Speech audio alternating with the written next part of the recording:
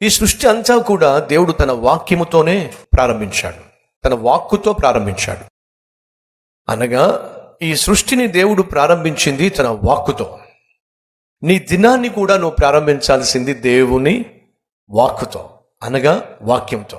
ప్రతి దినము నువ్వు లేచిన వెంటనే చేయాల్సిన మొదటి పని ఏమిటంటే, నీ మంచం పక్కన లేదా నీ చాప పక్కన వెంటనే నువ్వు మోకరించాలి. అలా మోకరించటమే కాకుండా నీ దగ్గరలో బైబిల్ ఉండి తీసుకోండి, ఆ బైబిల్ని మీ చేతుల్లో తీసుకోండి. ఆత్మీయ తమ్ముళ్ళు చెల్లెళ్ళు, సెల్ ఫోన్లో బైబిల్ ఉంది కదా అని చెప్పి దయచేసి సెల్ ఫోన్కి అలవాటు పడకండి.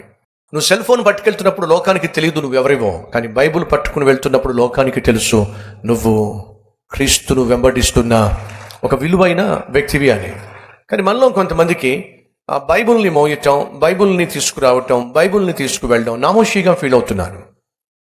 ప్రియ సహోదరి సహోదరులు, సాధారణంగా ఒక అబ్బాయి కానీ ఒక అమ్మాయి కానీ ప్రేమలో పడినప్పుడు ఆ ప్రేమించిన వ్యక్తి ఒకవేళ ఉత్తరం రాసినట్లయితే ఆ ఉత్తరాన్ని పదే పదే చూసుకునే ప్రయత్నం చేస్తారు, ఆ ఉత్తరాన్ని పదే పదే చదివే ప్రయత్నం చేస్తారు. దేవుడు నిన్ను నన్ను ఎంతో ప్రేమించాడు, ప్రేమించి ఒక లేఖ రాశాడు. ఆయన రాసిన ప్రేమ లేఖ ఇదిగో ఈ పరిశుద్ధ గ్రంథం. ఇది God's love letter to his creation.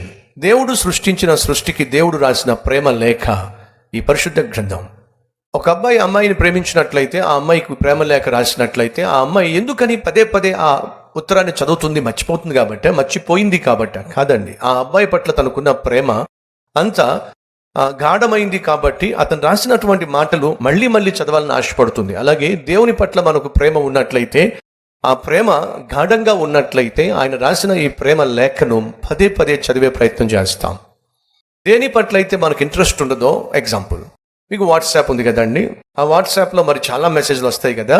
ఆ మెసేజెస్లో మీరు ఏవి చూస్తారో, ఏదైతే ఇంపార్టెంటో, మీరు ఎవరికైతే ఎక్కువ విలువిస్తారో, ఎవరినైతే ఎక్కువగా ప్రేమిస్తారో, ఎవరి పట్ల అయితే ఎక్కువగా గౌరవం చూపిస్తారో వాళ్ళ మెసేజ్ ఖచ్చితంగా చదువుతారు. అనవసరంగా మెసేజ్ పంపించే వాళ్ళు ఒక గ్యాంగ్ ఉంటుంది, వాళ్ళని అసలు పట్టించుకోరు.